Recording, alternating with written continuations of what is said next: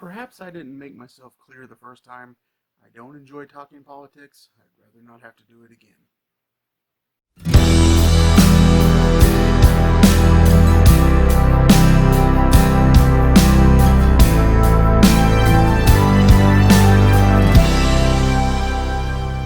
Hey everyone, welcome back to the dialogue. I'm Richard Howk, and this week is release week for me. My book comes out on Friday. It'll be available on Amazon, Nook, iBooks, and Kobo. So just look for that. And of course, we've got some giveaways of the book we're going to be doing. I'll announce the winners at the end of this episode from the last episode. If you watched that, if they went through and subscribed, liked my channel, and left a comment in the comments, then you had a chance to enter that. And so I'll announce those winners at the end of this. The first bit of news today is the big news of the day, and that's the presidential debates that occurred last night between Hillary Clinton and Donald Trump. It was expected to be a tumultuous meeting, and they didn't disappoint. Usually this first debate is just kind of an affirmation of what you believe. They just try to raise the party morale on either side, and then maybe if they can draw a few undecided votes along the way, then, you know, so much the better. I think the one thing we saw from this debate was if you were already for Clinton, you thought she won. If you were already for Trump, you thought he won. And I don't know that we really made any progress. The most important segment that was really watching the debate was the undecided voter. And that's the one where it really could sway this election one way or the other. And afterwards, we still don't really know where we stand. The pundits say Clinton won, that she, that, you know, and by a wide margin is what they say. If you look at some of the online polls that were out, they swayed towards Trump, saying that he won. And then this morning there's a article out from the New York Post and the Washington Post saying that those were fixed, the ones that were for Trump. So, I mean, really, we don't know anything right now. What we will see, however, is in the next week or so, you're going to see a 2 to 4% bump. I think the consensus of the polls that are out right now have Clinton ahead by 1 or 2 percentage points, but that is well within the margin of error for the polls. So I don't know that we know anything more or less than we did before. I think if you were, like I said, if you were for Trump, you're probably excited about what he did. If you're for Clinton, you're probably excited about what she did. So I think we'll just have to wait a couple days to find out how it goes. The next bit of news I want to talk about is one that gets under my skin so bad. I'm going to try to remain calm as I talk about it, but he's actually in the news again for a good reason, and that's Martin Shkreli. If you're not familiar with this particular douchebag, he was the former CEO of Torin Pharmaceuticals, and they managed to purchase the rights to Daraprim. It's a drug that's primarily used to treat HIV patients. They bought this drug, and it was rather expensive in the first place, about $13.50 a pill, and jacked the price up 5,000% to $750 a pill.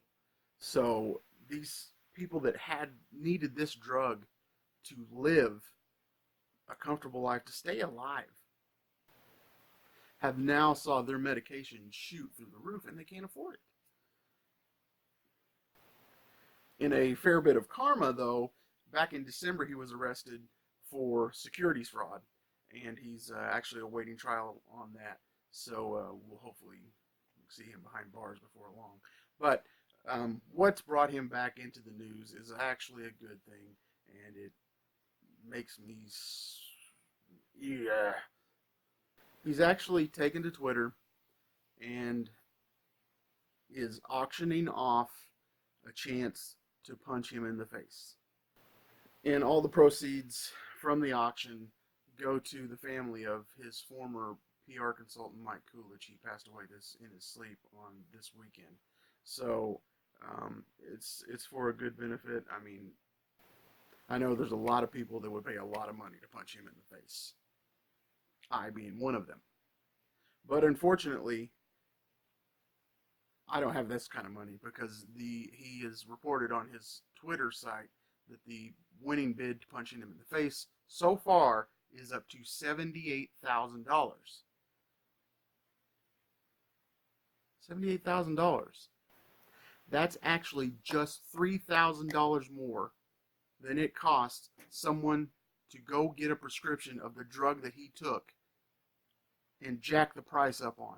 Their normal bottle of that Daraprim drug was going for $75,000. So the money he's raising on this was for one person's normal prescription.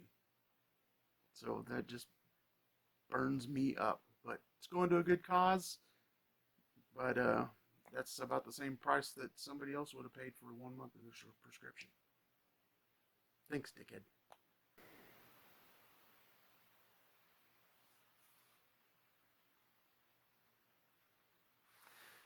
Let's move on before I stroke out.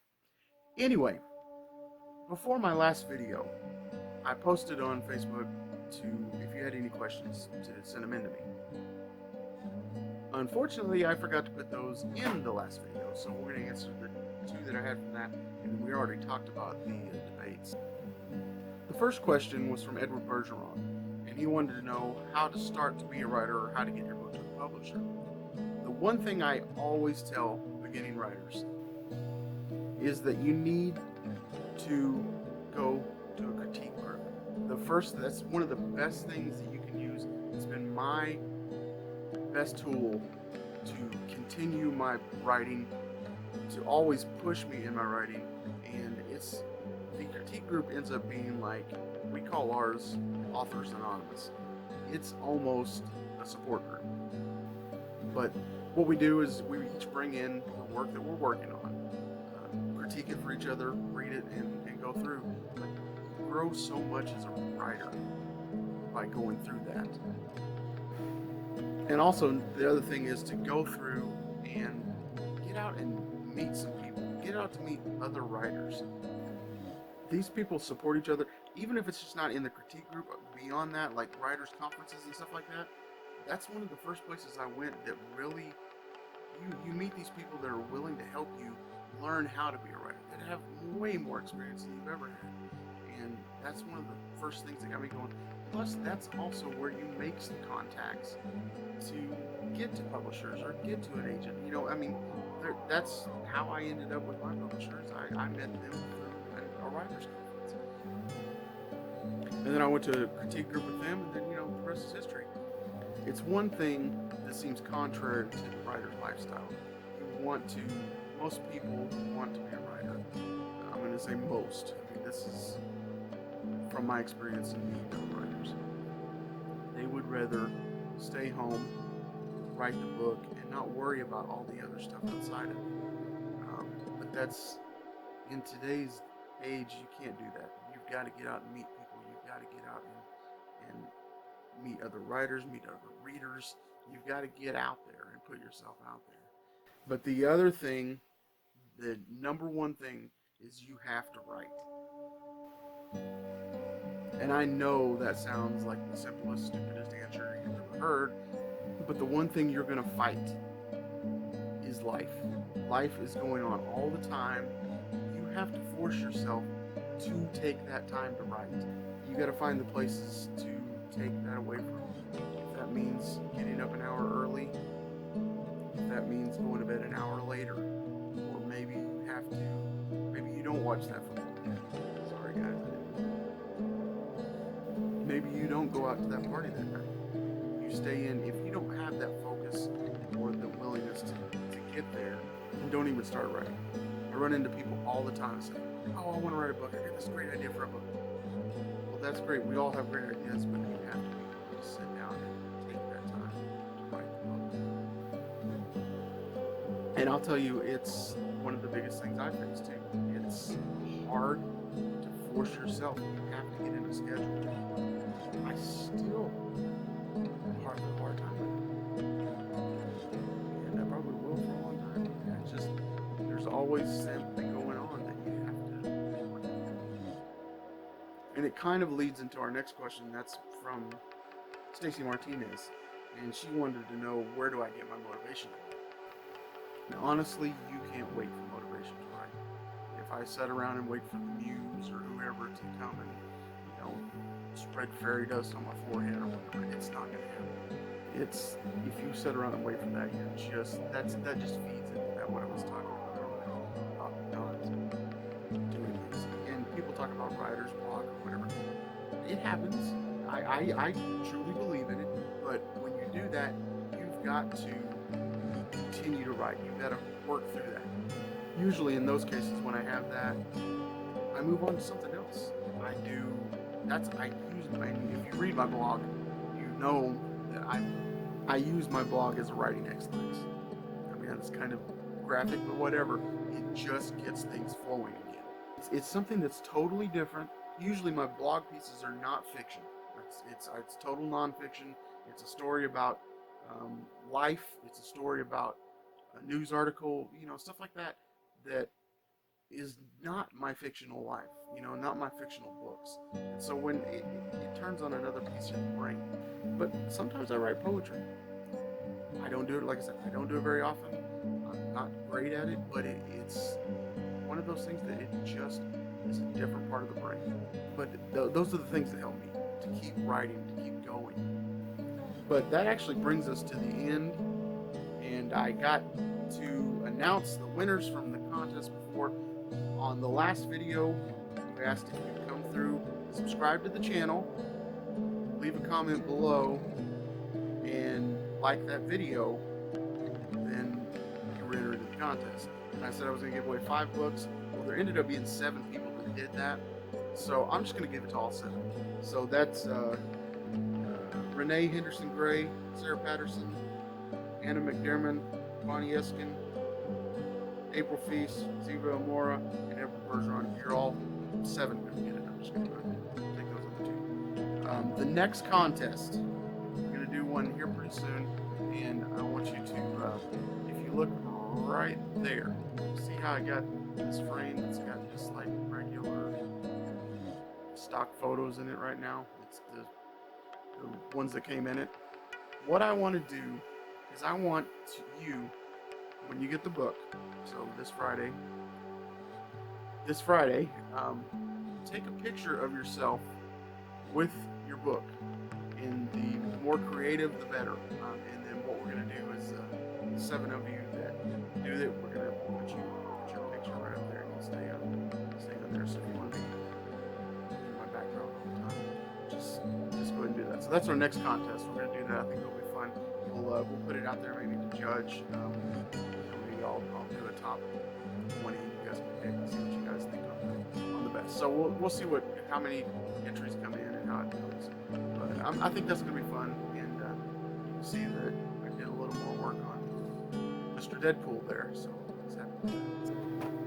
anyway, I think that my battery's about to die, and I think I'm out of stuff to talk about. So I'll probably have another video up later this week. I do want to do some more what's coming out on this weekend, movie-wise, book-wise, stuff like that. So I want you, and book-wise, I got 2 that, one that I worked on, and then one that, of course, my books come out. So it's going to be, I'm getting excited. Yay!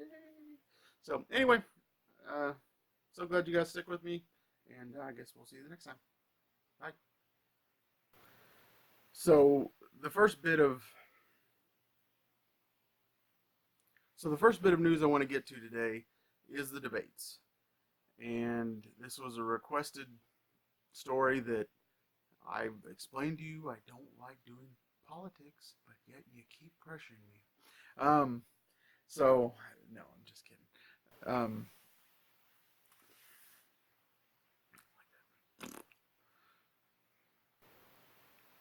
So the first bit of news today is from the debates. It's what everybody's been talking about.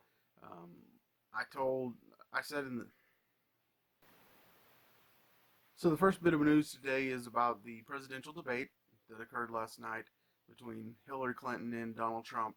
The first debate. So the big news today is the debate So the big news today is the presidential debate that happened last night. Approximately.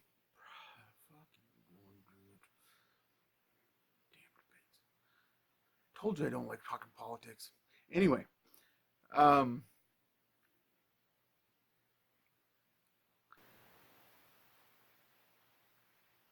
the big news today is the presidential debate that occurred last night on.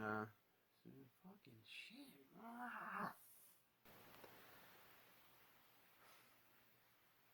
The first big news today is the presidential debates that. The first bit of news today is from. The first big news today is the presidential debates that occurred last night.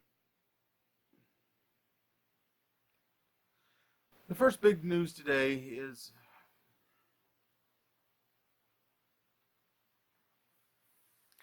The first bit of news today is from the presidential debates that occurred last night with. The big news today is the presidential debates that occurred last night on. I don't give a fuck where they occurred. Oh.